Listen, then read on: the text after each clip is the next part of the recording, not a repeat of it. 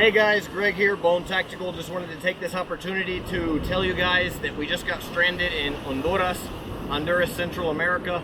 As you guys probably know, all of Latin America at this time, maybe not at the time of posting this video, but for the last almost 4 months now, it's been on total lockdown. Martial law, military controlling where you go, who can leave the house. According to your card, your ID card, and the last number, you can leave the house one time every 2 weeks to go to grocery stores and gas stations and stuff like that. Of course, you guys know me, I'm conducting business as usual. I have my permissions to and special documents and things like that to do what I need to do. But here in this little section I'm at, as you can see, it's all beach. So I'm following this beach line, and there's military and police checkpoints at everything. So I passed by a couple military and police checkpoints, and what happened was, I'm telling these guys, hey, I'm going out here to do this. Here's my documentation saying what I'm going to do. I only have permission to do what my documentation says that I'm going to do. So when I pass by, basically I tell them when I'm going to be coming back through again, and I can't come back through again until that time that I told them that I was going to. Well, I get where I'm going, and there's no hotels, no rooms, nowhere to stay, nothing. No gas stations are open, there's nothing. I can't go back through the military checkpoints because they had all my guns out all over the place. They had my truck pulled apart. I mean, these guys are gung-ho right now. They're going crazy.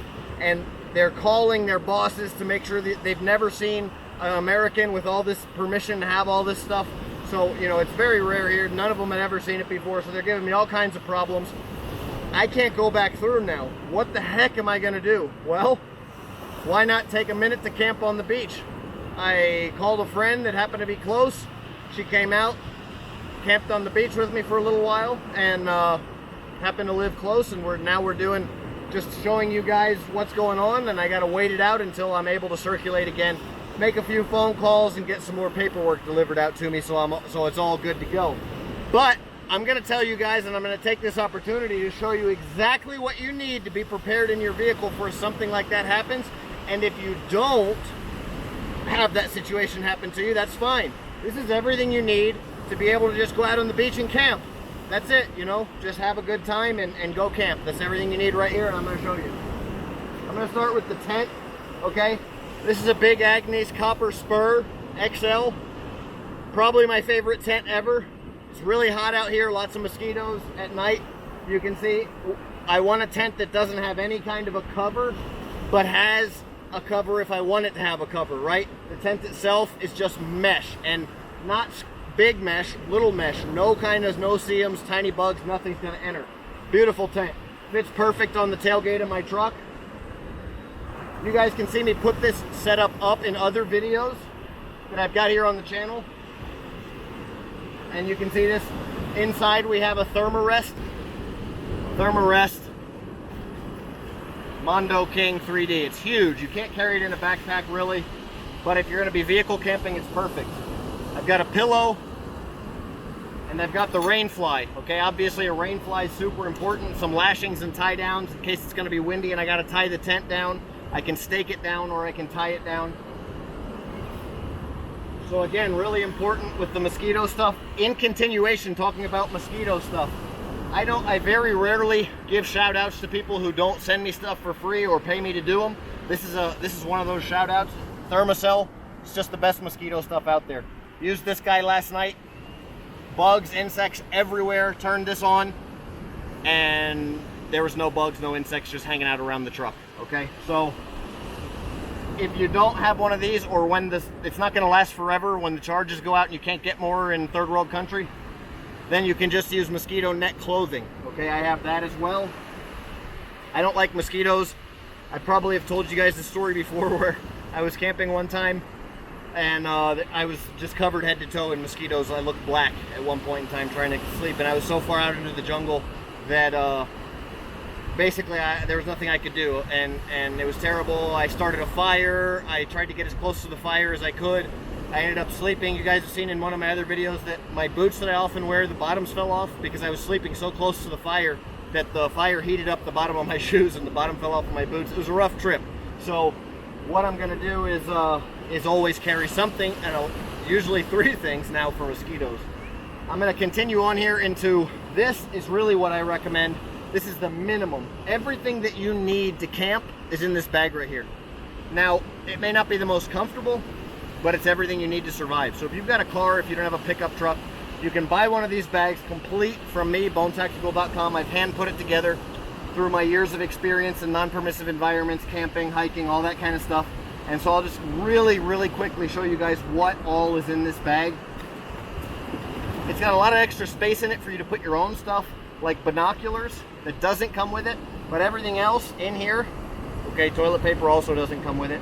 But you don't need toilet paper because it does come with wet wipes. Okay, so really quickly I'm going to show you what all's in here. Wet wipes. You guys, personal hygiene is huge, okay? Huge. Survival straw, you can drink any water. Fire starter, regulate body heat, start fires. Food, okay? Food, ready to go, rip it open and eat it. And keep going, on the run, on the move, very important. Very lightweight, very easy to carry. Gloves for when you're working.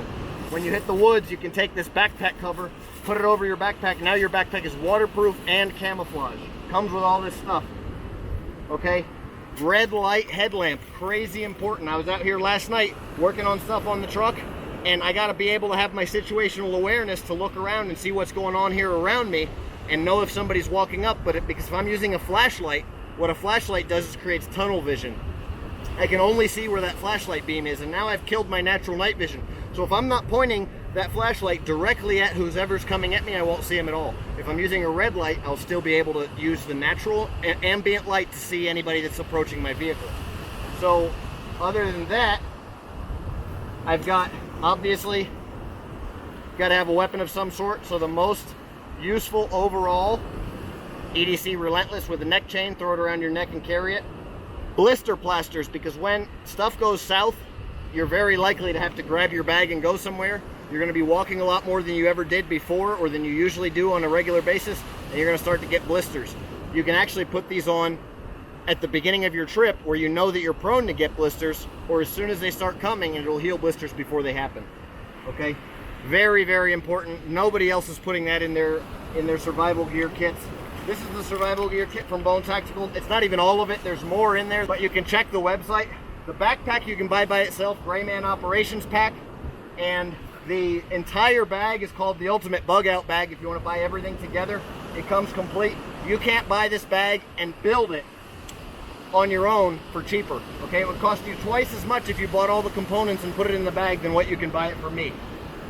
Let's move on to the inside of the vehicle. As a closeout, we'll move on to the inside of the vehicle, and I'll just show you guys some basic bare minimum essentials. You guys have seen all the crazy stuff I have in these drawers underneath my truck, tons and tons. If I had to stay out here for 6 months, I could, but I'm gonna show you guys what's more common and what's really needed and what makes life comfortable. And that, sir, is the Yeti cooler. Not affiliated with Yeti, this was a gift. They're so expensive I would not have bought it myself, so get any kind of cooler. But I do like the Yeti, I can't complain about it. I know they've said some stupid stuff and they've got themselves in trouble for, you know, doing some stupid stuff. So if you want to support somebody else, I totally understand that. But that Yeti's been with me forever. Again, like I said, I wouldn't have bought it myself. Somebody gave it to me, and I very much appreciate that gift. We've got the Bone Breaker keychain. Okay, this is number 149 of 200. Okay, the new bits that we're just starting to get into, these new bits, they're amazing, never rust. I'm out here on the beach in the salt, went in the salt water last night with it, and you can see no rust, nothing like that. Definitely want to carry some spare magazines. All right, spare magazines are a big deal. Like I said, download Google Maps, download maps.me, and have all those maps on your cell phone. It's very important. Cell phone's a big deal, so you can know where you're at, locate yourself even without a signal. Finally, you want to go around a little bit prepared, so you want to be able to be armed, and you want to have a pistol to protect yourself.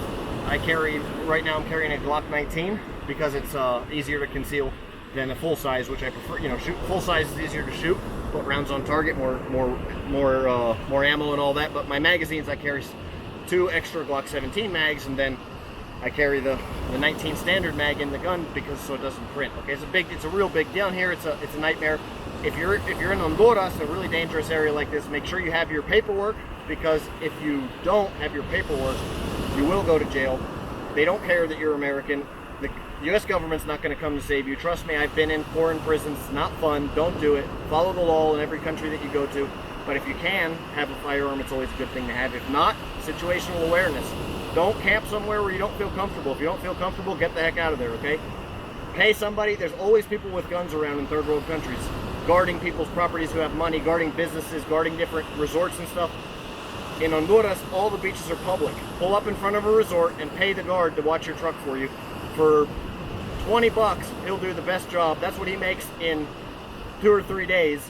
He'll do the best job for you that night, that you will have no questions and comments and concerns. Obviously, if you're a high roller or a target for some other reason, but if you're just passing through, best way to do it, pay a local guard. These guys do that for a living. Most of them have killed people before and don't have a problem doing it. Just last night, as the police were really messing with me, once they found out all my paperwork was legit, then they started telling me stories, asking me how many guys I've killed, trying to tell me how many guys they've killed. One of the guys told me he killed 8 guys, the cop that was first really messing with me, and then he called his boss and everything. Is this possible that this foreign resident has all this permission to do all this? And he said it's all legit. They called it all in, all legit. And then after that, he's like, oh, you must be, working with the military. I said, look, I'm not working with any military, not affiliated with anybody. Here's my documents, here's what I'm doing. And he swore that I was something other than what I was telling him, and then he wanted to sit there and talk all night long. But it's funny how that works, but really get a lay of the land, guys. Be able to figure out, and if you're gonna do anything at bare minimum, get yourself a backpack. If you don't want to get mine, that's fine. Go to Goodwill, buy a backpack, a low-key looking backpack, and fill it with what you can fill it with. You guys can see in one of my Gray Man Theory, in one of my survival, escape, and evasion videos, that's what I did. I had just took some major losses to my business a few years ago. Like I told you, 4 in prison. Some of my facilities were raided by the police, and got out and back in the States for the first time. No money, no nothing, starting all over again from scratch after building an international business and doing it all over again.